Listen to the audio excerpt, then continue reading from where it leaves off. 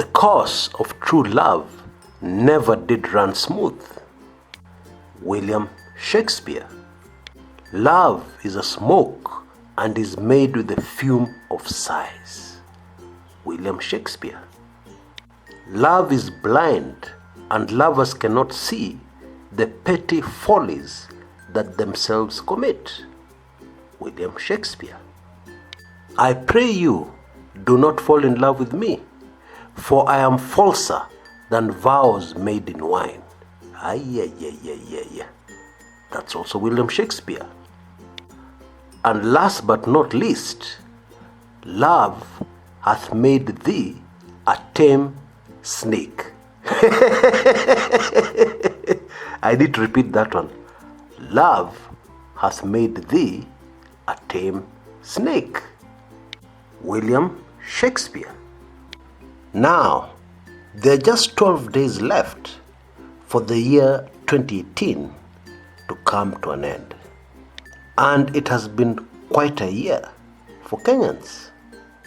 And just when some of us were packing up the files of stories, shocking stories of 2018, thinking that nothing else can happen, that the year is over, a shocker has just been dropped on our laps. Yet another shocker. Jacque Maribe met Jowie on the corridors of Kenyan courts, and she would not have met him on a worse day.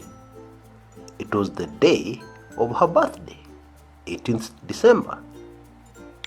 Jowie is the man who turned the year 2018 for Jacque Maribe into a year she will never forget. Because of this man Jowie, Jacque Maribe was locked up in a woman's prison right after seeing very many days in police cells, very many days away from her beloved son. And when Jacque Maribe was applying for bail to be released on bail, pending her trial for murder, she constantly talked about Jowie in the past tense. I was in love with this man. The only reason I've been arrested is because I was in love with this man. Past tense. But yesterday, Tuesday, 18th December 2018, when she met this man, she hugged him very passionately. And Kenyans have been completely captivated by photographs of this passionate hugging. Love, oh love. Who can never understand true love? Who? Maybe those of us, who have been unfortunate, or is it fortunate, to experience something called love, can have an inkling of an understanding. The rest of us will just have to be left in utter and total confusion and bewilderment. The sensible will say, Jacque Maribe, how can you still love this man? How? How can you hug this man? What is wrong with you? Where is Dennis Itumbi? Those are the sensible talking. But who told you love is sensible? Love is not sensible. Love is not logical. And this is why the only way to try and describe love with a huge emphasis on the word try, because I don't think it can be described, the only way is through poetry. Poetry, like in the beautiful, timeless words of a playwright called William Shakespeare. But Kenyans, being Kenyans, still insist on trying to explain, describe, understand love by being sensible. It can never work. It will never work. You will never succeed in describing love or even understanding love by being sensible. Because when a woman loves, when a woman loves, she loves. And you can do anything to that woman. Lock her up in police cells, lock her up there, do what, punish her, beat her up, but she has loved. And that love cannot change. There are those who have described the love of a woman as madness, and I totally agree. And love is not just take my ATM card, take my car keys, just take everything. It's not just that. A few years ago, right here in Kenya, a woman fell in love with a man who was already married. This couple lived in a slum area in Nairobi. And the woman had a son. I believe he was about 9 years old. And this son was the center of her life. Well, that is until she fell in love with this married man. And just as they were about to ride off into the sunset to live happily ever after, the man sprung a surprise. He told this woman, who was madly in love with him, that they could not and will never ride off into the sunset with her son.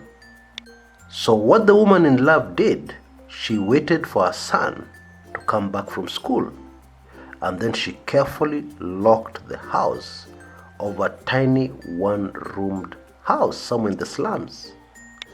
And then she drowned her own son in a drum of water inside that tiny room. And when she had made sure that her son was dead, she carefully locked up her house and she went to be with the man she loved. And after a few days, the smell from the rotting corpse of her son attracted the attention of neighbors. The police were called. They broke in. They arrested the woman and her lover. And both of them stood trial for murder. Later the man was released. But the woman was convicted. Now, before you face a murder trial in Kenya, you have to go for assessment to confirm that you're not mad, that you're normal, that you're not insane. This assessment is normally done at the Mathari Mental Hospital. And this woman who murdered her own son passed with flying colors. She was not mentally insane. She was normal. What she had was another kind of madness. My fellow men out there need to be very careful, very wary of something called a woman in love. And so clearly, Jacque Maribe still loves Jowie Rungu. After everything and despite everything, she still loves Jowie Rungu. And that is okay. Indeed, those of us who have had this madness in our life called love understand. I actually understand. And if anybody has an issue with this, endeni mmeze wembe.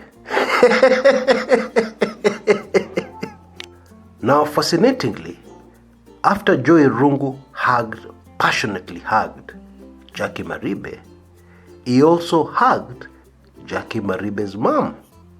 Sisemi kitu. Loose translation, I'm not saying anything about that. If Jowie Rungu had hugged Jacque Maribe's dad,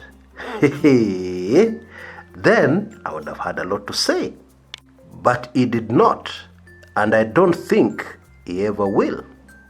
Jijazie.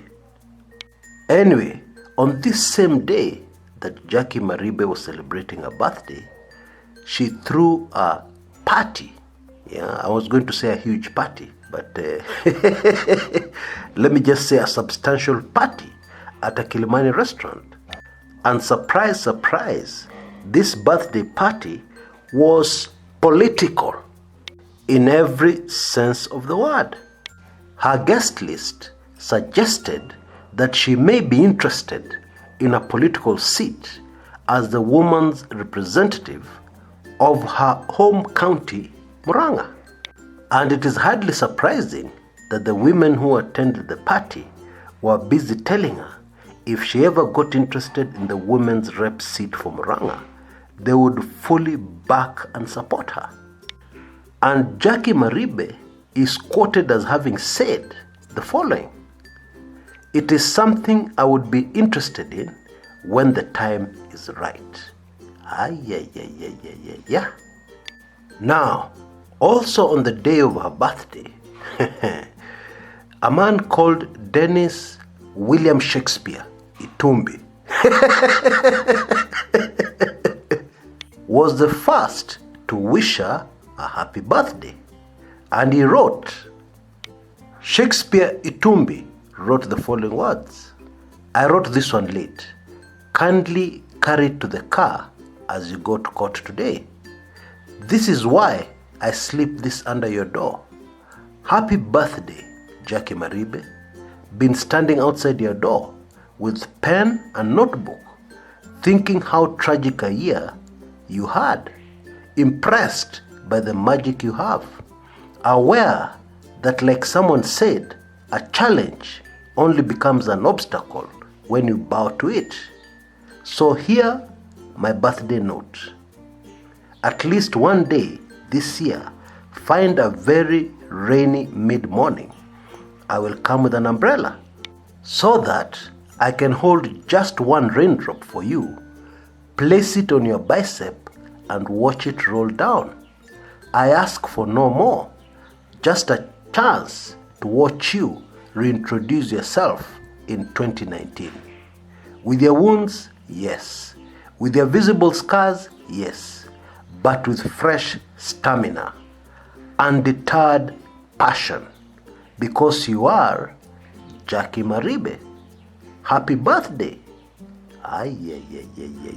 Yeah. Shakespeare kando. Definitely kando.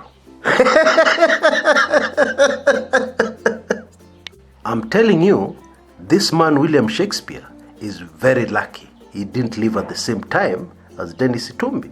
Otherwise, he'd have ended up in the dustbin of history as that unknown playwright, and the man would have been Dennis Itumbi.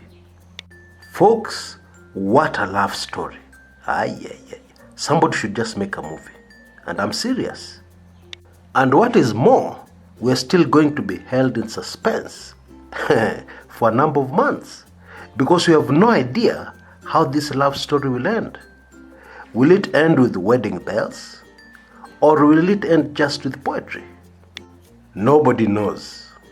You know, these are those soaps where you watch and then you regret watching. Why? Because now you have to be held in suspense until the next episode. And in the interim, you can't think of anything else. You just keep asking yourself, what will happen next? Allow me to end this video, the way I started it, with the words of William Shakespeare from his play Othello, Act 1, Scene 3. "She loved me for the dangers I had passed, and I loved her that she did pity them." Until next time, this is Chris Kumekucha.